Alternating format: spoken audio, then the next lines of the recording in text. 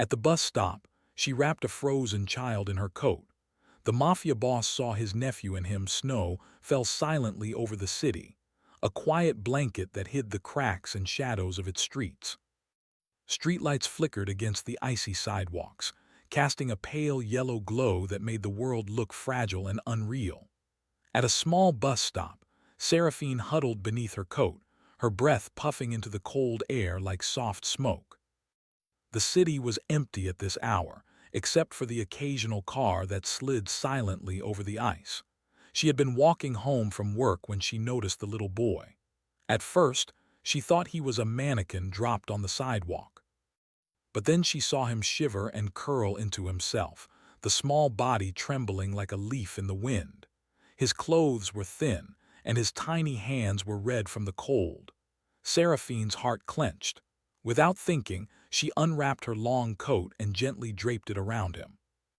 "Hey, it's okay," she whispered, her voice soft but firm. "You're safe now." The boy blinked up at her with wide, frightened eyes. His gaze was deep, like he had seen too much for his small age. He didn't speak, but he let her pull him close. Seraphine felt a strange warmth in that moment, as if the small bundle in her arms was carrying a piece of her own soul. From across the street, a figure watched.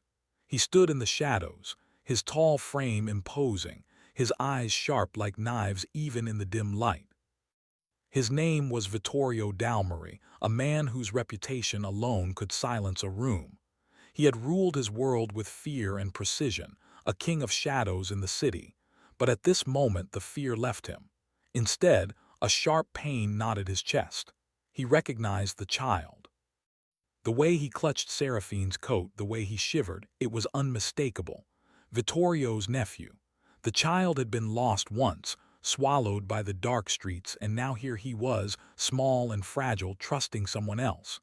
Seraphine didn't notice him at first. She only saw the boy and the winter. She knelt slightly, holding him closer. "You're not alone anymore," she murmured. "I won't let anyone hurt you." The boy whispered a single word, almost a sigh. "Mama." Seraphine's heart ached. She didn't know why he said it, but she felt a fierce urge to protect him.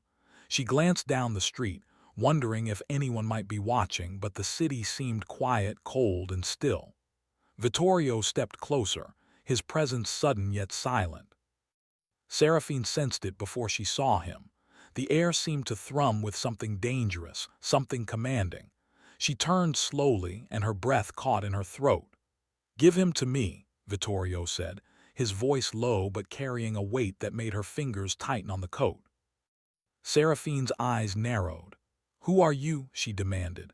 "And why should I trust you?" Vittorio studied her, the snow settling on his dark shoulders. He didn't smile. There was no warmth in his face, but there was a sharp clarity that cut through the cold. "Because he's mine," he said. The boy stirred in her arms. He looked up at Vittorio and something flickered in his eyes, a recognition, a silent memory of someone he had known. Seraphine's heart jumped. This was no ordinary man. She could feel the intensity in the way he looked at the child, as if the world depended on him. "I won't just hand him over," she said firmly. "You don't know me, and you don't know if I'm safe for him. He's been through enough." Vittorio's eyes narrowed. He didn't expect defiance, not from anyone. And yet, there was something about her stance, the way she held the boy like he was the most precious thing in the world, that stirred something long forgotten in him, something other than fear or control. He took a step closer, and the wind seemed to shift around him, carrying a faint scent of smoke and leather, a trace of danger. "You have no idea what danger he has faced," he said, his voice firm. "And you have no idea what I would do to keep him safe. But I will not threaten you. I only want him." Seraphine looked down at the boy. His small hand was pressed against her chest, holding on as if letting go would break him. She realized with sudden clarity that she couldn't just leave him to the streets, no matter what he said. But could she trust this man, whose eyes carried both fire and shadow? The snow drifted silently, falling heavier now. A gust whipped through the street, tugging at Seraphine's coat and blowing a few flakes into the boy's hair. He shivered, and she tightened her hold. I need to know you won't hurt him, she said, voice trembling slightly. Vittorio's jaw tightened. He took another step close enough that she could see the faint scars on his hands, the lines of experience etched into his face. I won't, he said. I want him safe. I've already lost too much. I cannot lose him again. Something in his words caught Seraphine off guard. She had never met anyone so dangerous, yet so vulnerable. The honesty in his tone, the depth of his concern, made her chest tighten. She looked at the boy again and then back at Vittorio.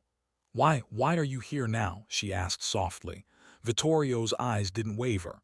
"Because fate brought me here," he said simply. "Because he is my blood, and because I've been searching for him for a long time." The boy stirred, and for the first time he reached out to Vittorio. Seraphine's fingers tensed on the coat, unsure whether to let go. The child's small hand brushed against Vittorio's, and something unspoken passed between them, a memory, a bond, a silent recognition of safety and family. Seraphine felt her resolve falter. She wanted to trust him. She wanted to believe that he truly meant the words, but the world had taught her that appearances could be deceiving. Yet she also felt that pull in her chest, that strange, undeniable sense that this encounter was meant to be, that somehow, by some force greater than either of them, their lives were now intertwined. The sound of an approaching bus echoed in the distance, the lights cutting through the snowy haze. Seraphine tightened the coat around the boy and looked at Vittorio. I'll let you take him," she said finally, her voice low, "but only if you promise to protect him." "No one else." Vittorio nodded, his expression softening just enough that Seraphine could see the man beneath the legend, the man capable of love, loyalty, and loss. "I promise," he said quietly. For a moment they stood there, three figures in the snow, a dangerous man, a protective woman, and a child who had survived the harshness of the world. The silence between them was thick with unspoken words, memories, and futures yet to unfold. Then the child, sensing a new warmth and security, pressed his small cheek against Seraphine's coat. She felt a pang of emotion, a mixture of relief and sorrow, knowing that this night had changed everything. Vittorio reached out, gently taking the boy's hand. Seraphine hesitated, then let go, feeling a strange mixture of fear and hope. The city around them remained cold and indifferent, but in that small bubble of snow and light, a new story had begun. As Vittorio stepped back into the shadows, Seraphine watched him, a sense of unease stirring in her chest. There was more to this man than she could see, more to the boy than she could understand, and a danger that lingered in every heartbeat. The bus arrived with a screech of brakes, and Seraphine wrapped her coat tighter around herself, feeling the weight of the night settle upon her shoulders. She knew, deep down, that this was only the beginning. Somewhere in the darkness, Vittorio watched her retreat. His heart, so long hardened by the demands of power and fear, felt an unfamiliar pull. A question haunted him. Could she be trusted with the one thing he valued above all else? And more importantly, could he trust himself to not let the past destroy the chance of a future? The snow continued to fall, the city silent except for the distant hum of traffic and the whispers of wind.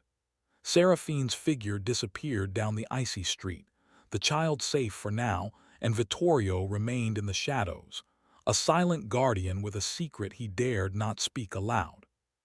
The night was cold, but in that cold there was also the faintest glimmer of warmth, a spark that would not be easily extinguished. And in that spark lay the promise of a story far greater than either of them had ever imagined. The snow had stopped, but the city still lay under a white silence.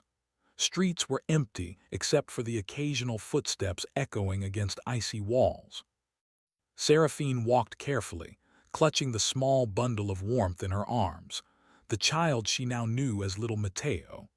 His eyes were closed, trusting her fully, and she felt a protective weight in her chest that was unfamiliar and heavy. She had brought him to her small apartment, a quiet space above an old bakery. The place smelled faintly of bread and winter spices. It was not much, but it was safe for tonight. Seraphine set Mateo down on a soft blanket, pulling her coat tighter around herself. She wanted to think about the night, about the man who had watched from the shadows, about the way his eyes had held both danger and a strange, raw sadness. Vittorio Dalmari. She knew his name, of course. Everyone did. Stories of his power, his ruthlessness, his control over the city were whispered in fear. And yet she couldn't stop thinking about the look in his eyes when he saw Mateo. There had been no cruelty in it, only something raw, protective, almost desperate. The phone on her table buzzed and she jumped. It was a message from an unknown number. She hesitated, then opened it. "Do not let him stay alone. Meet me at the bridge at midnight." Her heart raced. Did he mean to threaten her, or was it truly about the child? She didn't trust easily. The world had taught her that trust was dangerous. But she also felt the pull she could not explain, the curiosity, the fear, the strange attraction to someone she had never met but who had changed her life in one snowy moment. Night fell slowly, and Seraphine wrapped herself in her coat again. She carried Mateo to the bridge, a long iron structure spanning the frozen river that cut through the city. The wind whipped against her, tugging at her hair, but she held Mateo close. She saw him standing there before she reached him, tall and silent like a shadow that had taken human form. Vittorio didn't move when she approached. He only looked at her, eyes sharp and unreadable. "You brought him," he said simply. "Yes," she replied, her voice firm despite the fear curling in her stomach. "And I'm keeping him safe. No one else will have him without my permission." Vittorio took a step closer, snow crunching beneath his polished boots. "You misunderstand. I do not wish to harm you. I only want him safe. I have enemies, people who would do anything to hurt him. He is family, and I cannot fail him again." Seraphine studied him, trying to read the truth behind his words. His reputation screamed danger, but there was honesty there, buried deep beneath the cold. She looked at Mateo, sleeping softly in her arms, and made a choice. "I will help you protect him," she said carefully, "but I will not be ordered, not by you, not by anyone." Vittorio's expression softened slightly, though it did not lose its sharpness. "Agreed," he said. "A truce. You keep him safe in your way. I keep him safe in mine. Together, perhaps he has a chance." The wind carried their words across the frozen river. Silence followed. For a long moment they simply stood there, two strangers bound by the fragile trust of a child's life. Then Vittorio stepped closer, and Seraphine felt the weight of his presence pressing against her, though he did not touch her. "Tell me," he said quietly, "how did you find him?" Seraphine glanced at Mateo, still asleep, and then back at him. "I was walking home. He was on the street alone and freezing. I couldn't leave him, I had to help him." Vittorio nodded slowly. "You have a brave heart." Seraphine blinked, caught off guard. "Brave?" she repeated. "Yes," he said. "Many would have walked away. Many would have feared the danger, feared the unknown. But you did not. That is unusual." There was a pause. The river flowed silently beneath them, frozen in some places, alive in others. Seraphine felt a tension she could not explain. The kind of tension that hummed in the air when people stood too close to truths they were not ready to face. "Why do you care so much for him?" she asked finally, her voice soft. Vittorio's eyes darkened. For a moment she thought she saw something break inside him, a crack in the hard surface he presented to the world. "Because I lost him once," he said quietly, "and I cannot lose him again, not like before, not anyone, not ever." Seraphine's chest tightened. The words were simple, but they carried the weight of years, of mistakes, of regret. She wanted to ask more, to know what had happened, but the wind swept through, chilling her, and the moment passed. "I need to trust you," she said finally. "If we are to protect him together, I need to know that you are not only a danger to him." Vittorio's gaze softened, almost imperceptibly. "I am only a danger to those who wish him harm. To you I will not be a danger, not if I can help it." They stood in silence for a moment, the city spread out beneath them like a dark ocean of lights.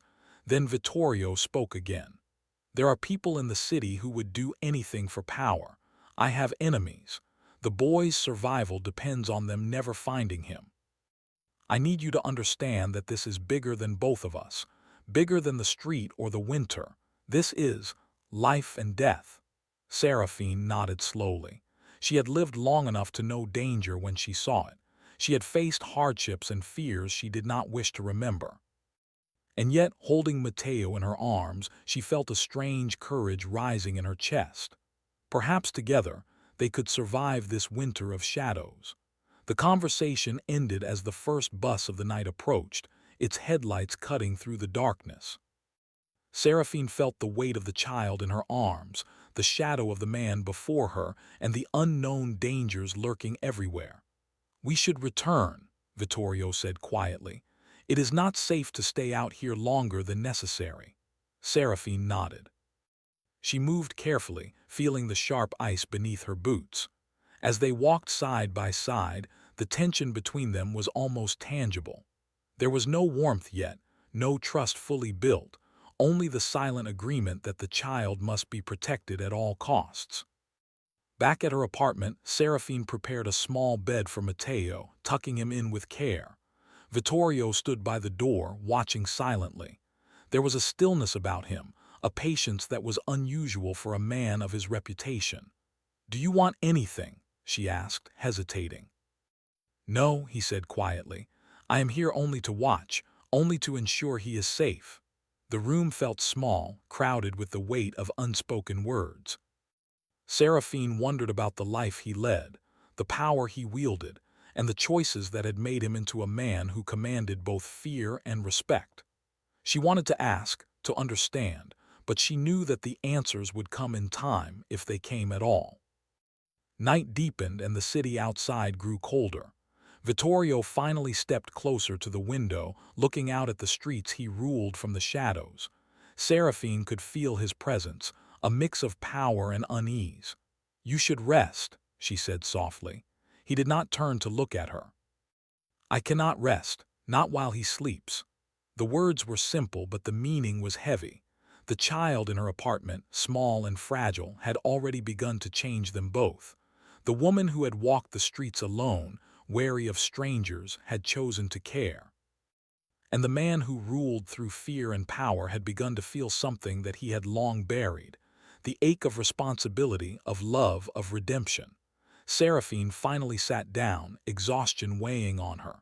"Tomorrow," she whispered, "we will figure out a plan to keep him safe. To survive this." Vittorio's eyes, dark and unreadable, turned briefly toward her. "We will," he said, "together." And for the first time the chill of the city seemed to retreat just slightly, replaced by a fragile warmth. But outside, the streets remained silent, dangerous, and filled with hidden enemies. The night stretched on, the shadows of the city pressing against the walls. And as Seraphine watched Matteo sleep, she realized that nothing would ever be the same. Somewhere in the darkness, Vittorio's mind turned over the possibilities, the dangers, and the unknown. For the first time, he wondered if perhaps, in a world ruled by shadows, trust might not be impossible. And in the silence of the apartment, two people who had never known each other truly before felt the faint stirrings of something neither could yet name. A whisper of destiny, of danger, of love and redemption began to grow between them. The night held its breath. And the city waited. The wind had grown colder, cutting through the city streets like invisible knives. Snow, though lighter than before, clung to rooftops and trees, and the river had frozen into a solid silver ribbon. Seraphine and Vittorio had made a quiet agreement to protect Matteo together, yet the tension between them had only deepened. The nights were long, filled with quiet fear, silent observations, and unspoken questions. Seraphine had begun to notice the traces of a world she had never imagined. Vittorio's estate, where the child sometimes stayed, was vast and imposing, filled with long corridors that seemed to whisper old secrets. Every room held shadows, and every shadow seemed to watch her as she moved through the halls. She had seen trophies of power, symbols of authority, and portraits of faces whose eyes seemed to follow her. It was beautiful, yet terrifying, a world she had never dared enter. Vittorio, meanwhile, had begun to notice the strength in Seraphine. She was careful, precise, and yet, in moments of danger, she acted with instinct and courage. He found himself respecting her in ways he had not thought possible. She did not flinch at his presence, did not tremble before the stories of his power, and yet she cared for Matteo with a fierceness that even he could not deny. The night they decided to leave the safety of the city, it was not for a social call, nor for leisure. It was for discovery. Whispers had reached Vittorio that Matteo's survival was not just a matter of circumstance. The city held forces, strange, unseen, and dark, that had touched the boy's past. If they wanted to ensure his safety, they needed to understand these forces. The forest lay just beyond the city limits, a place that many avoided, claiming it was cursed, that spirits wandered between trees, and that the wind itself could speak if you listened closely. Seraphine had been skeptical, but she had learned that when Vittorio spoke with certainty, it was wise to listen. They walked together, Matteo bundled in her coat, silent except for the soft whispers of the wind. The snow crunched beneath their boots, and the trees loomed like guardians or sentinels. The deeper they went, the more Seraphine felt the world shift. Shadows seemed darker, the silence heavier.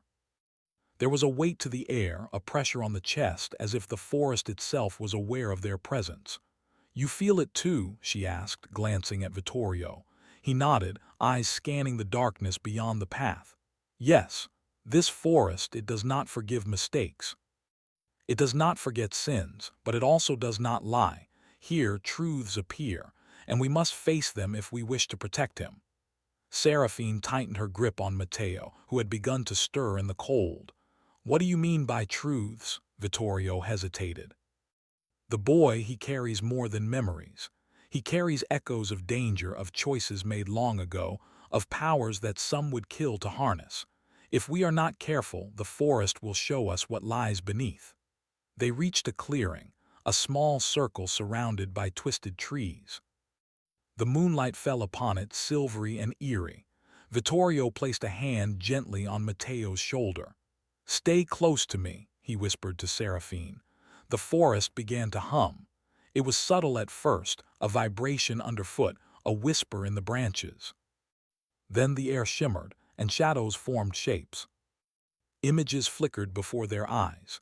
A younger Vittorio, a child in peril, a dark figure watching from the streets, faces of enemies long gone but remembered, and most sharply, a vision of Matteo surrounded by fire, screaming silently, alone and helpless. Seraphine gasped and clutched Matteo closer. Vittorio moved in front of her as if shielding them both.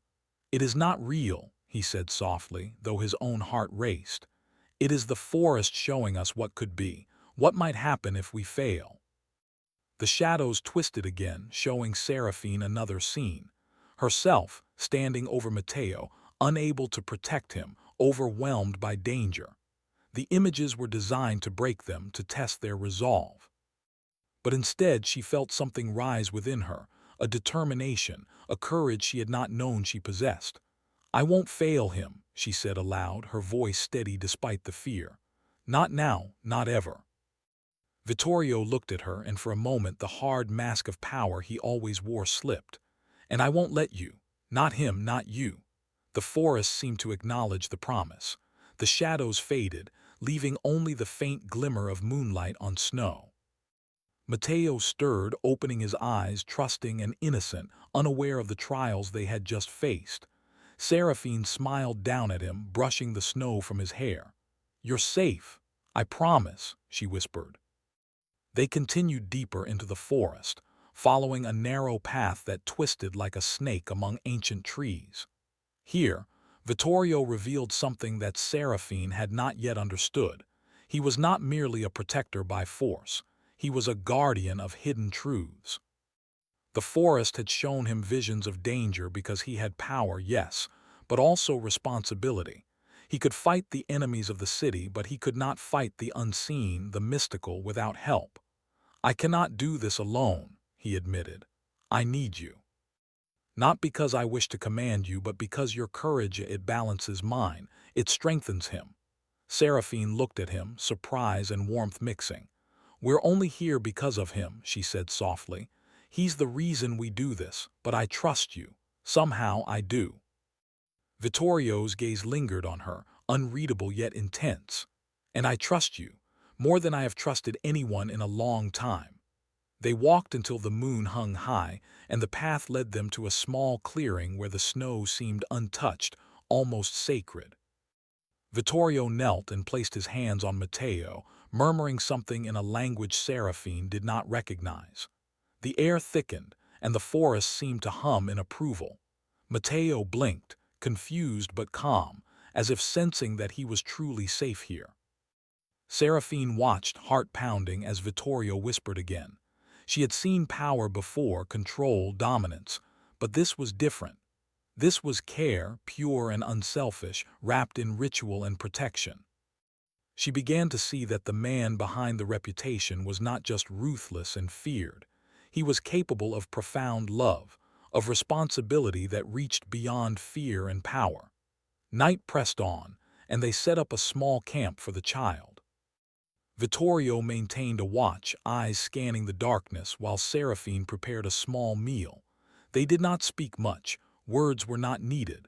Their actions, their presence, were a language of trust and understanding. Hours passed. Matteo slept, exhausted from the cold and the emotional weight of the night. Seraphine felt herself grow tired too, but she could not stop watching Vittorio, who seemed to carry 1,000 thoughts in his dark eyes. Finally, she spoke, voice low. "Do you ever regret everything you've done, the choices you've made?" Vittorio was silent for a long moment. Then he said quietly, "Yes, every day. And yet, I also know that without those choices I would not be here protecting him with you. Every mistake has led me to this moment, and I cannot undo them, only try to be better now." Seraphine felt a shiver, not from cold but from the weight of his words.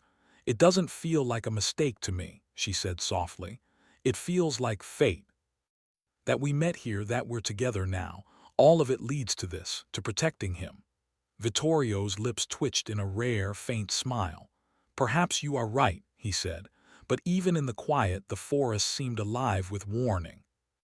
A rustle in the trees, a whisper in the wind. They were not alone. Shadows lingered, watching, waiting, and Seraphine felt a chill run down her spine. The forest had shown them visions, but now it was showing them reality. Danger was close, closer than either of them could have anticipated. Suddenly, a gust of wind swept through the clearing, knocking Seraphine to her knees. The shadows flickered and twisted, forming shapes around the edges of the camp. Vittorio stepped forward, placing himself between the danger and the child. His eyes burned with determination. "Stay behind me," he commanded. The shapes moved closer, and Seraphine realized the forest was testing them again. But this time it was not illusions. They were real threats that required courage and trust to face. Together, she and Vittorio stood firm. Their movements were instinctive, synchronized, a dance of shadows and protection. Hours passed in tension, but by dawn the forest fell silent. The threats had retreated, leaving the snow untouched. Matteo stirred, waking with a soft yawn, innocent and unaware of the danger that had nearly touched him. Seraphine looked at Vittorio, and in that quiet moment something changed. Fear remained, danger remained, but so did trust and perhaps the first glimmer of hope. The forest had tested them. It had shown them fears, potential loss, and the weight of responsibility. But it had also shown them the strength they could find together and the courage that would protect Matteo. Vittorio's gaze softened as he looked at Seraphine. "Tomorrow," he said, "we continue, but now we rest." Seraphine nodded, exhaustion washing over her. But inside, a fire had begun to grow, a determination, a courage and a strange, undeniable bond with the man beside her. The child slept peacefully between them, and for the first time the night felt almost gentle, almost safe. And yet the forest whispered still, reminding them that this was only the beginning, that the shadows, the curses, and the dangers had not yet ended. Somewhere in the dark, something waited, and they would have to face it together. The first light of dawn touched the city with soft gold, reflecting off the frozen streets and painting the snow in gentle hues of warmth. Yet beneath the peaceful surface, tension still lingered. Vittorio and Seraphine had returned from the forest, carrying Matteo safely, but danger was far from gone. The streets whispered of enemies, hidden eyes, and silent plans. The boy was precious, not only to Vittorio but to forces that sought control, revenge, or power. Seraphine walked beside Vittorio through the quiet city, carrying Matteo's small hand in hers. They moved cautiously, alert to every shadow, every distant sound. "You were amazing last night," Vittorio said quietly, his voice low enough for only her to hear. "You faced the forest's trials without hesitation. You protected him when even I faltered." Seraphine smiled faintly, brushing a loose strand of hair from her face. "I only did what I had to. Matteo, he's small. He doesn't understand the danger yet. Someone has to guide him, protect him. And I don't know how to let fear control me anymore." Vittorio's eyes softened, catching the rising sun's reflection. "Fear is not weakness," he said. "It is a reminder of what matters most. And you have taught me that even the strongest can learn courage from those they protect." They paused in front of the city's central bridge. From here, Vittorio could see the streets stretching out like veins across the snow-white city. It was beautiful, yet the beauty carried the weight of what lay beneath, the threats they had faced, the enemies who still waited, the fragile life in Matteo's small hands. Seraphine knelt beside Matteo, brushing snow from his hair. "Tomorrow," she whispered softly, "we'll figure out how to make him safe, really safe. No forest, no streets, no shadows, only us." Vittorio crouched beside them. "And we will," he promised. "I cannot promise the city will be kind, but I can promise that no one will take him from us. Not again." The day passed with careful preparations. Seraphine ensured the apartment was secure, that hidden doors were locked, and that every escape route was planned. Vittorio contacted trusted allies, men and women who owed him loyalty, who would protect the child without question. He was a man used to fear and command, but now his purpose was different. It was not domination, it was care, protection, redemption. Evening arrived and the city seemed to hold its breath. Shadows lengthened, stretching across rooftops and icy streets. The quiet was broken by the faint sound of approaching footsteps, calculated, measured but not careless. Vittorio's hand moved subtly, resting near the weapon at his side, though he did not draw it. Seraphine sensed the tension, the unspoken communication that had grown between them over these nights of danger and vigilance.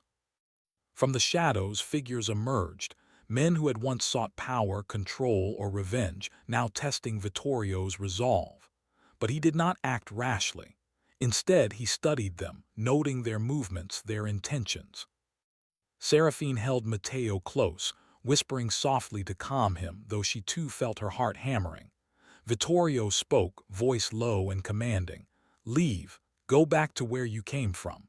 The child is under my protection, and there will be no exception. No harm will come to him, not from you, not from anyone."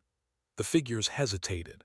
They had underestimated the man before them. His power, yes, but more importantly, the quiet determination that radiated from him now. He was not the same Vittorio of whispered fears and rumors. He was a man transformed, tempered by responsibility, by love, by the fragile life that depended on him. Slowly they retreated, melting back into the shadows, leaving only silence in their wake. Vittorio exhaled, tension easing from his shoulders, and turned to Seraphine.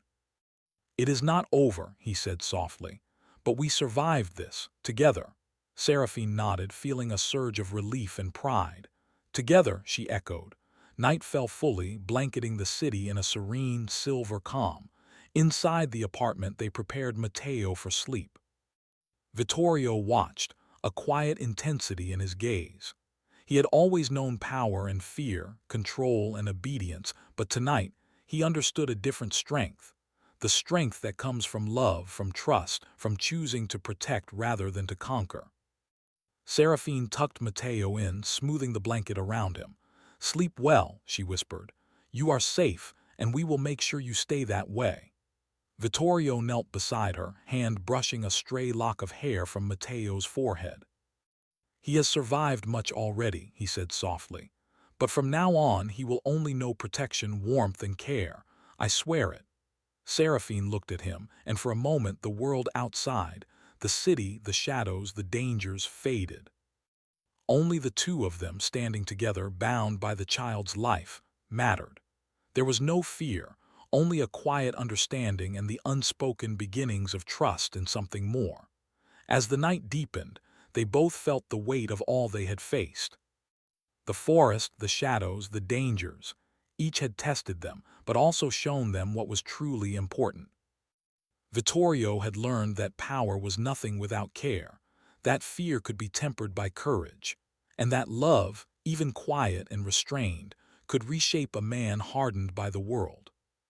Seraphine had learned that trust could exist even in the darkest places, and that courage was not the absence of fear, but the choice to act despite it.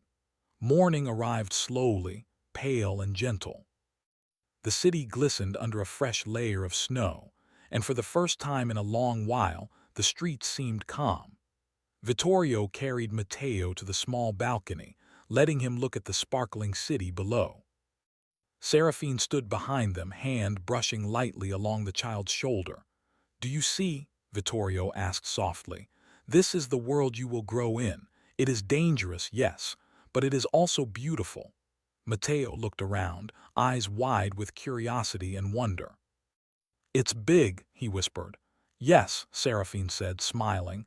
"Big and full of possibilities, and we will be here to guide you." Vittorio's gaze met Seraphine's. Words were not needed. Their eyes spoke the trust, the understanding, the unspoken bond that had grown stronger with every danger faced, every shadow survived, every night spent guarding the child together. The days that followed were careful and deliberate. Vittorio and Seraphine moved through the city, ensuring Matteo's safety while also preparing for a future in which he could live freely.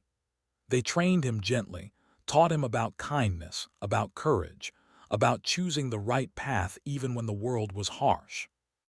And slowly, in these quiet moments, a bond formed, not only between the child and his guardians, but between the two adults who had been drawn together by fate, danger, and a fragile trust.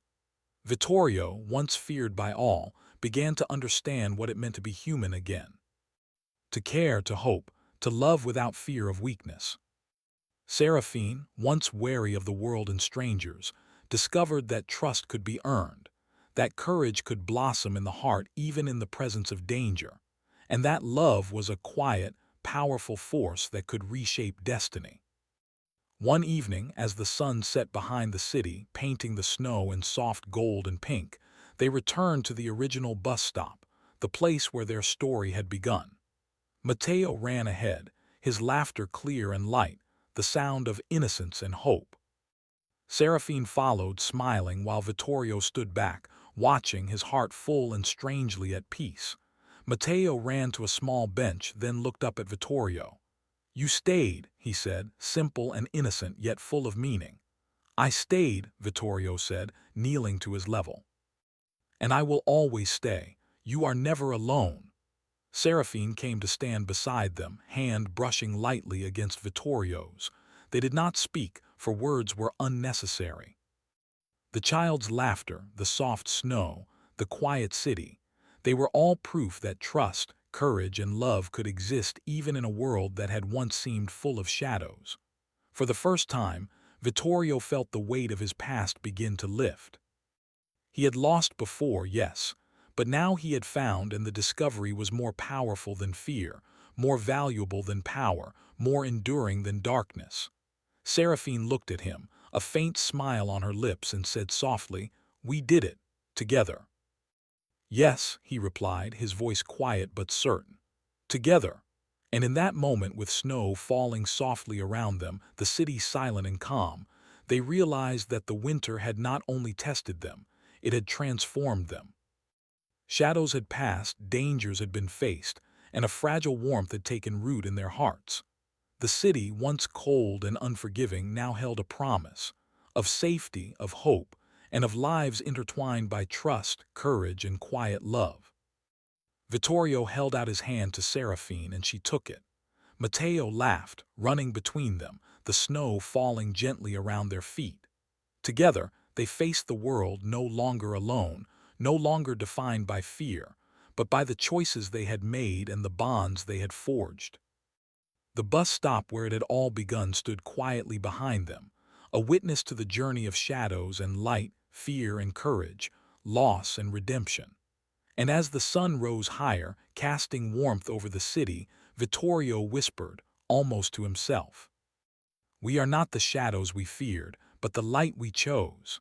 And for the first time in many winters, the world felt gentle, whole, and full of possibility.